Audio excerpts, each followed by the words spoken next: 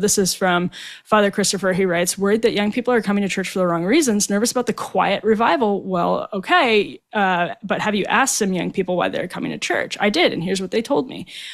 He says that in his experience, basically, he's found the power of sacraments. There are three reasons, basically, that people are coming back to church. He talks about the power of the sacraments, the idea that the physical world can be transfigured to bear the weight of God's glory.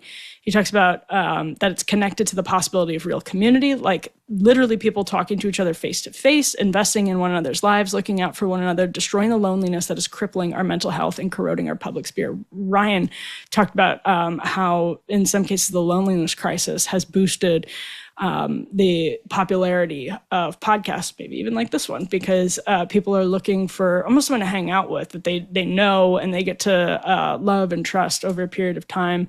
And then Father Christopher says also the reality of the Holy Spirit. There's this enormous attraction to the idea that the Spirit is poured into our hearts, transforming our perceptions, infusing us with virtue, strengthening us for works we did not know possible. And I went back and looked because I've been trying to remember this poll forever that I saw in the Washington Post like 10 years ago. It turns out it was from 2014, and it was from Barna.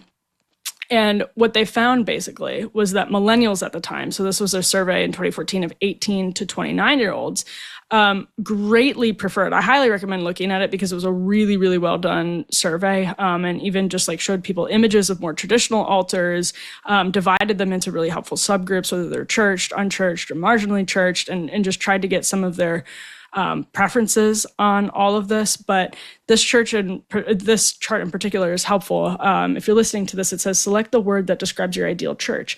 77% said sanctuary, 23% said auditorium, 67% said quiet, 33% said loud, 67% said classic, 33% said trendy. Now, 64% said casual and 36% said dignified. That one might be a little outlier here. And 60% said modern and 40% said traditional. I actually think those numbers would be different today. But quiet versus loud, sanctuary versus auditorium, and classic versus trendy. Those, back in 2014 for millennials, not even Zoomers, it was very clear, I think even back then, that this is what was percolating to the surface.